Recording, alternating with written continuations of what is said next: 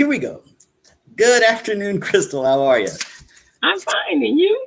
I'm doing well. For a minute there, I didn't think it was going to happen. I'm technologically challenged sometimes. Let's Oh, see. well, I think you might have to increase that because the world is becoming very technical, logical. It is. It is indeed. It is indeed. Yeah. Yeah, so I think you're gonna have to. Got to get I was on just, step. Got to yeah, hip I was on just step. telling my sister how excited I was because I can now put together presentations like that now because of AI. Um, I have a presentation tonight. And I was like, oh man, I need to upgrade that. And then I went to my site where I do my upgrading of my presentations. I was like, oh, I already have it. This is wonderful. I just got to change the name of who I'm delivering it to. Good for you. Good for you. All right. I like the sound of that. Yeah, make life Well, we're easier. making some changes in the 401k, 403b space, and I thought we would talk about those today. Did you get the information I sent you? Oh, let me pull it up. And I didn't get the CCU on it, but there was something that came in. Aren't they doing something from the place in the White House, the resident in the White House, and all them other residents. His No, good, this his isn't the this is not him. This is a little bit before him. no, But there was it is, some changes going on though, right? Aren't they talking about some changes for the 401k? we did talk about that a little while ago, and that was allowing more alternative type investments Oh, right, inside right, the right. retirement plan. That's Yeah. been a that's been a debate for quite some time. Actually, it's kind of cool that you brought that up because a lot of people right now are looking to do something like that, and so there's the old guard that is saying this is temporary. This is we just need to stay the course um, and and it will be over in a little bit. Uh, Mm. but there's a lot of folks, and they tend to be rather wealthy, who like the idea of putting, for example, gold and precious metals inside their 401k plan. And not the companies that invest in gold and precious metals, but actually gold and precious metals. And that can be a little tough Mm. because they are tough to evaluate all the time. And then there's always, I would think, there's always a description or a disagreement as to the value, Mm. and it does fluctuate. So um, I've always I've always wondered how that was going to work when you decide to pull that out.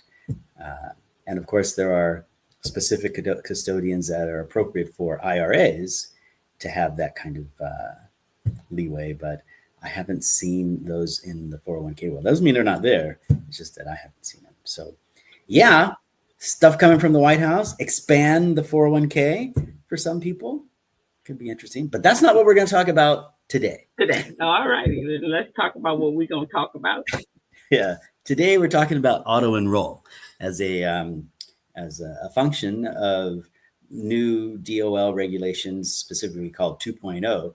And the part that we want to talk about is the part that's going to be effective 2026. There's some interesting surprises about that, and some comments that I want to let people know about because I always have comments.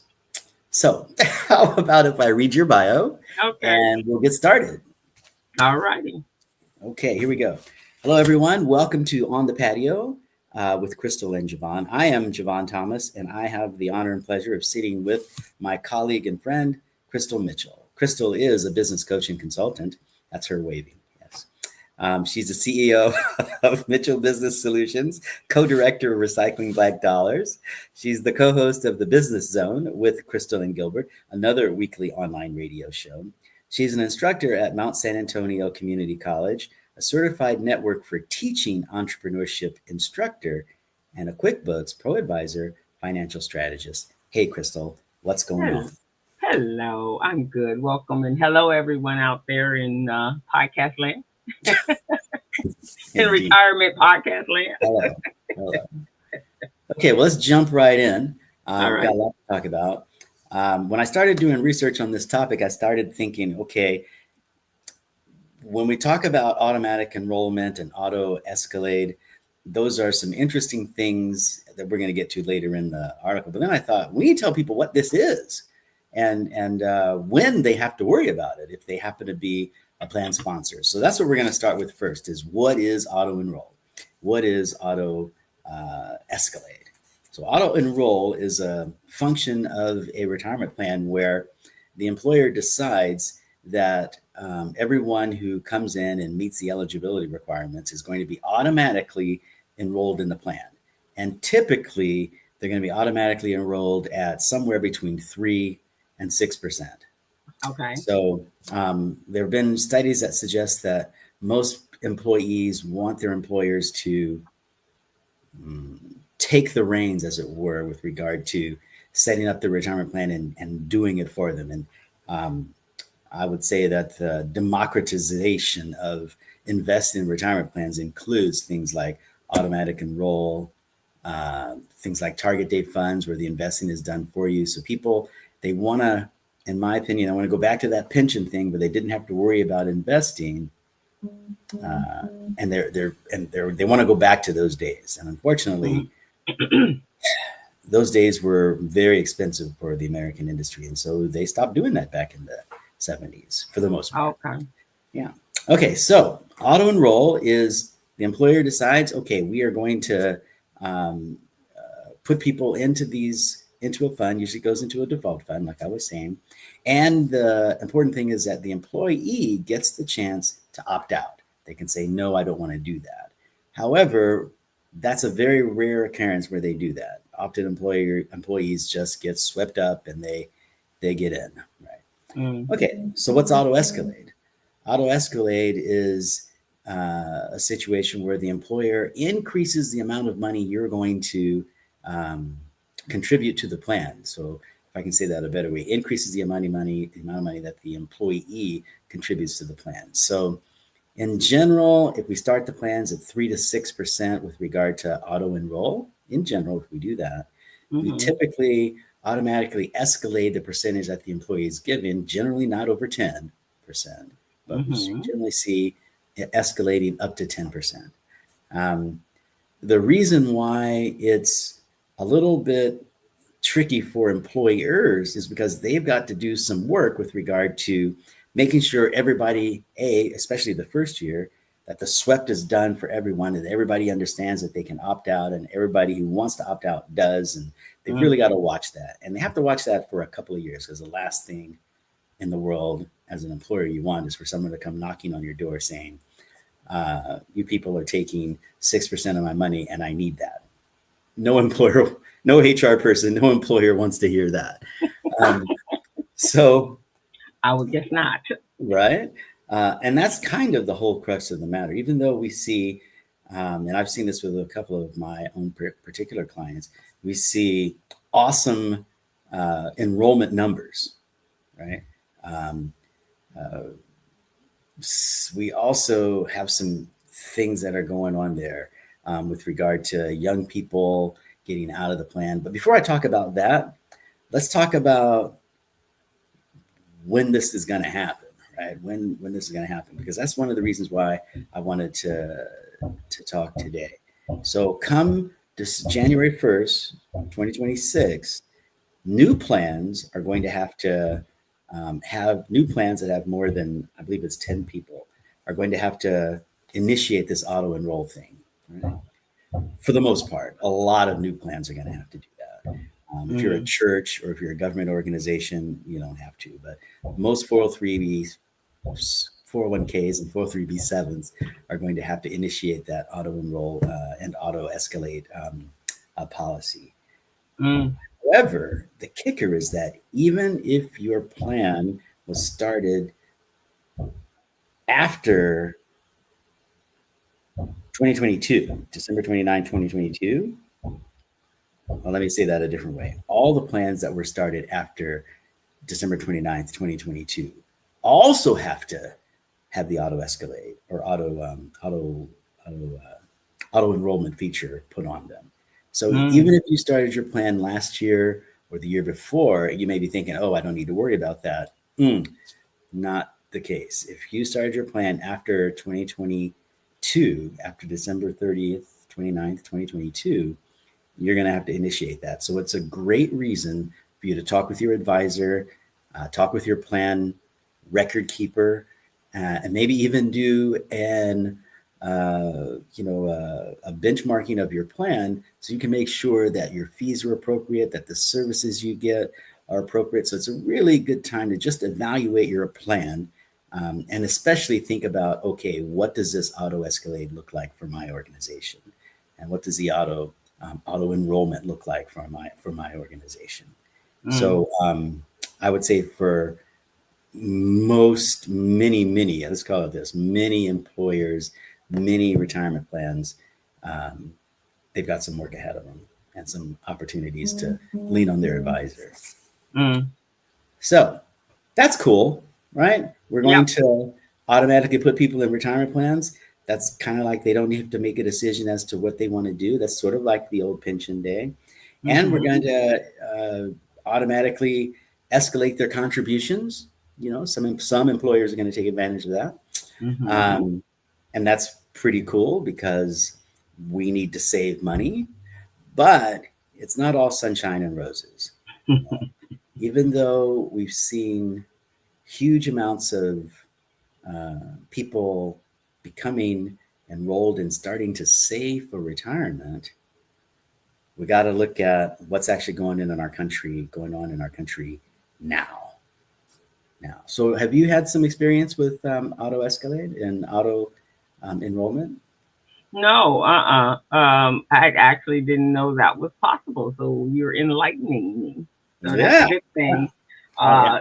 Because a lot, like I said, a lot of people don't, you know, depending on their age, that's not something that they're really seeing as a benefit in Auto the, escalate. well, pension, their future, their retirement. They're not there, especially if they're in their 20s or 30s. That's so far off.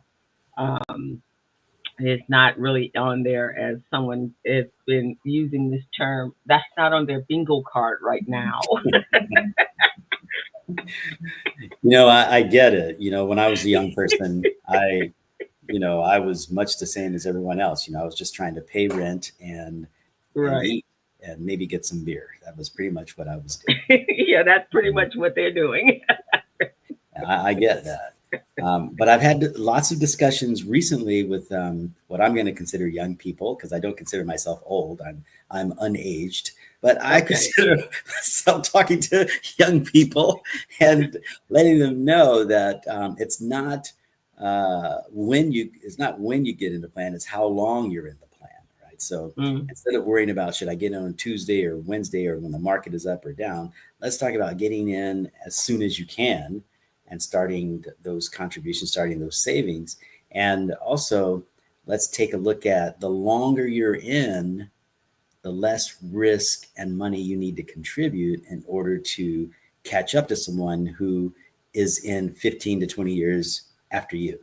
Mm. Right. So if Mm-hmm. we can catch people in their early 30s rather than their mid 40s, then the amount that they need to put in order to equal the amount that mid 40-year-old is going to have is dramatically less because they've got more Right. time and they get to take advantage of what we call compound interest. Some people call that the eighth wonder of the world. Mm. So the reason I wanted the title of this is the hidden costs of doing the right thing. I mean, it's very very good for employers to want to, I think, to want to get people in the plan and to get them towards saving. And most Americans that are working want their employers to do that. The downside is that, especially now when jobs aren't necessarily plentiful, but we do have a lot of folks that are coming into positions and leaving them. We don't have Mm-hmm. folks that are we don't have a huge amount of young people, let's put it that way, that are looking for positions where they're going to stay with the company for the next 30 years. So that kind of pressure, we are seeing lots of young people say, I'm taking all my money. So they're not being able to take advantage of of the profit sharing that they're going to get, and they're maybe they're not fully vested in the match that they were going to get, and so they're taking that money and they're thinking that, hey, the employer's put away some money, I put away some money, I've got a couple of grand saved up. This is a good time for me to go on vacation while I get to my next job. Right. So we are seeing some evidence of employees that are in their late 20s or early 30s that don't have the savings that we would expect them to have because they've changed jobs a couple of times and they've Mm-hmm. taken that money out instead of leaving it invested in the markets. That's the one thing. Um, Mm-hmm. uh, and those kinds of cash outs really hurt you down the road. They really do. The other thing, though, to kind of be aware of is that if you don't have a safe harbor plan, a plan where it's pretty common where you can avoid the average contribution and average deferral test, that one of those kinds of plans, they're Mm-hmm. typically, I don't want to go off script here, but they're typically a plan where the employer puts or the person puts in 5% and the employer matches 4%, right? Mm. And that allows you to not have to have do what we call testing. So Okay. we have some different kind of plan other than that, which is pretty common with these um, auto enroll plans because they enroll people at like 6% or they enroll Mm-hmm. people at 3%. And then what we find out is people don't do anything after that. Mm. So auto enroll and auto escalate are are two separate things. If we Lots of employers say, okay, I'll automatically enroll you in the plan. You get in the plan at 1%. And then employees don't tend to do anything else. They don't Right. increase their savings. Um, or they'll say, you know, and I hear this a lot amongst the young people I know. Um, I'm only going to contribute up to the match. Why should I contribute beyond the match? If they're not going to give me money, why should I do that? And I Mm-hmm. have to remind them that it's not the employer's job to pay for your retirement. It's your job to save for retirement. They're just helping you a little bit. Right. Exactly. So we have some myths there to dispel. But going back to the point I was making, um, people say it's not my money, so they tend to cash it out pretty easy, pretty early. Yeah. Right? Yeah. Yeah. Yeah. So Again, because they're not thinking long term. exactly, exactly, exactly. Yeah. They're not thinking long term. They're thinking, young people are in there, the microwave era. Yeah. We kind of Yeah. find that going up and down the board. However, the research that I was looking at suggests that if you decide to get into the plan, you're more likely to increase your contributions gradually up to 10%, and you're more likely to not cash that money out. Mm. Whereas if you, and I have to say this carefully, if you were automatically enrolled, I don't want to say forced, but automatically enrolled in the plan, you tend to stop thinking about the plan at that level. Mm. So if your employer has an automatic enrollment of 3%, then people tend to stop right there and not put any more in. Or if the employer says, okay, we're going to have an automatic enrollment up to, let's say, 5%, and we're Mm-hmm. also going to match 4% of that. So the Mm-hmm. employee puts in 5, the employer puts in 4. It happens automatically. The person is now contributing 9% to their savings. That's pretty good. However, maybe they're in their 50s and this is the last or the first plan that they've actually done that. So they really need to start contributing 15%. But Mm. because the employer has taken it upon themselves to put this benefit out there, Mm-hmm. folks decide they're not going to do anything else, Mm. which is not so good. Not so good. Yeah. Yeah. We do find also that, um, like you were saying before, young people typically have a different focus with regards to their their income when they're young. So you know, I have on my notes here, participation doesn't equal engagement. Right. And one of the one of my big beefs, is target date funds. I think they're wonderful, especially for folks who are in their 20s, because we look very similar in our 20s, but Mm-hmm. we just look decidedly differently in our 30s and our 40s, and especially our 50s. I was describing to one of my young colleagues, not that I don't talk to my old colleagues, but I was describing to one of my young colleagues the concept of the sandwich generation. Have you heard of that term? No, I don't So think so. yeah, so it's a term that we use in the industry to talk about people that are in their, I'm going to say in their late 30s, maybe up until their early 50s. Okay. Right? Have you heard of Yeah. that now? Does that sound familiar? Yeah. Mm-hmm. Where, once you get to your 40s or your late 30s, maybe mid 40s, you're starting to get into that period where you're really peaking on the amount of income you're going to have. It's in general, right? Mm-hmm. Um, so the income is starting to go up. However, your kids are starting to go to college. So there's some money coming out to pay for that. And at the same time, your parents are starting to get a little bit older and starting to need a little bit of help. Uh, Nursing homes, assisted living, that kind of thing. So while you're at your peak earning years, all these other expenses come in and they keep you from contributing that 15 or 20% to your 401k plan, Mm. which is really tough. You're making more money, so you can put more in and at a better rate, and yet you have all these bills that are pulling you apart, and so you feel sandwiched there, and that's Mm. why we see folks that are making some pretty good money, but they just can't afford to put more into their 401k plan. Right. Right. Right. And I Yeah. particularly, I'm sorry, I didn't want to interrupt you there. No, and like you said, if we put that in context with what's happening today, um, our dollars don't quite make it to the end of the month. I mean, they were already tight Yes, before, but yes, in this last 10 months, they are so tight that they're almost squealing. And so, people are having to make adjustments. And this is the one thing that I think I found out when I was in the insurance industry is it's unfortunate, but what happens is when people get into financial tight spots and they got to make decisions whether I'm going to eat versus make sure that I'm doing the right thing and keep the roof over my head, they're going to take those two choices. Right? yeah, So, and that's and what happens. exactly. I think that's you're spot on. And God bless them. You have to do what you have to do Right. to make it from day to day. I'm never gonna suggest that someone do different than that. However, I think many of Americans are not necessarily in that situation. A lot of us are.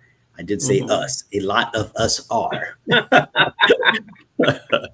But a lot of us also have cell phones and Wi-Fi and quote unquote TVs and Hmm. quote unquote necessities. I'm not Right. too sure they actually are. Right. Right. Exactly. Yeah. So moving right along there. So Hmm. um, I think the last thing that I wanted to talk about with regard to this auto enroll, which always comes up when I talk with young people, and it's a very touchy subject for me, and that is the plight of women in the workforce, Hmm. because often, if you're in a traditional marriage type situation, often it's the women who have to actually give up their um, earning making abilities, sometimes twice in that working career, right? So Hmm. they give it up for the first few years because they're having children, and that's great. Hmm. Like to have families, Hmm. families are good. But they give up their earning potential for sometimes 4, 5, maybe 6 years until they Hmm. can get the little folks off to school and be able to take care of themselves or be able to stay at home a little bit themselves. So that kind of sets you back. Hmm. And Hmm. then once the parents start to get a little bit older, it's generally the women that become the caretakers there. So when they start to meet their prime earning years, that income may be sucked away from them because they're not able to stay there. So I Mm. think, when we talk about family dynamics and traditional roles and things like that, if you are a woman, you really want to pay attention to um, what those finances look like for you. And I'll just come right out and say it because most people know I think this way anyway. I would say if you're a woman, do not give up your earning potential. Mm. Find a way to hang on to your earning potential so that you are not caught there. Now, I know there are lots of my traditional friends are going to say, Jevon, and they're probably clicking the show off now. And please don't send me cards and letters. But I'm going to say, if you are a woman, hang on to that earning making potential. Because once you get through the child raising and the taking care of the elderly parents and that kind of thing, if you if you are in a married relationship, and I hope you are, if you are, then having a little extra money to add on to what your spouse has is a good thing, right? Yeah. It's a good thing. So no matter how that goes, if you happen to be a single person or if you happen to be in a relationship, life is going to look a little bit better for you if you got your money. I'm just going to say that right there. I'll just put that out there. Um, No, I think that's a good point because recently I met with one of my clients, and I guess for men, I think for men, defining your role in today's world is a little complicated. Um, your grandfather and your father, if they were in your lives, they taught you one path. um, then society is dictating some other paths right now, right?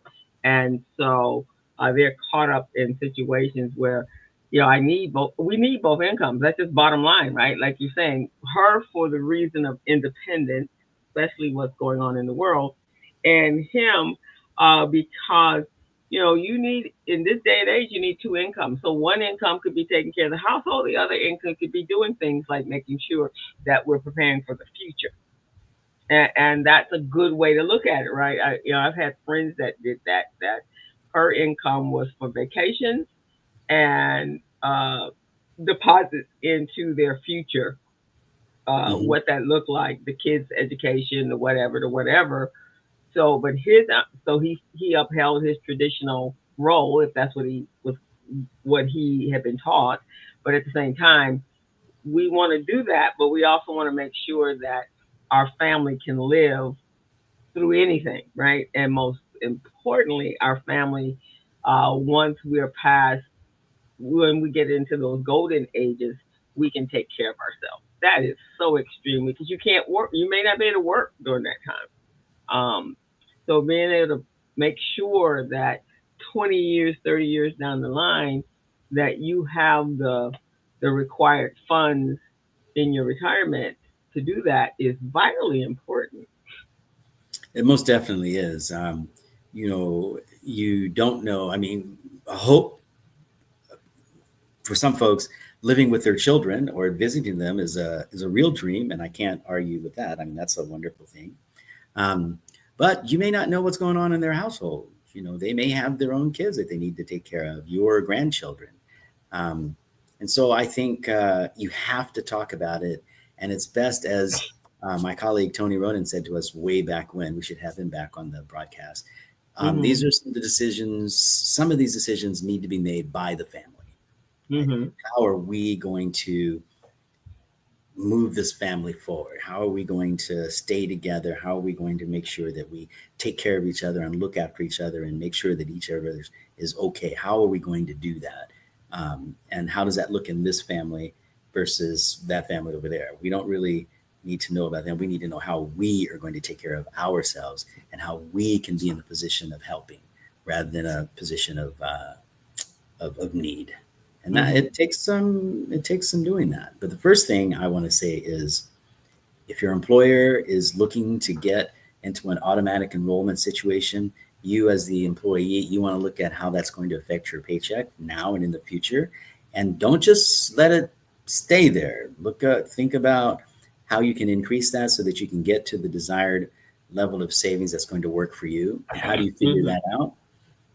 Most companies that I know that are investment companies that have retirement plans.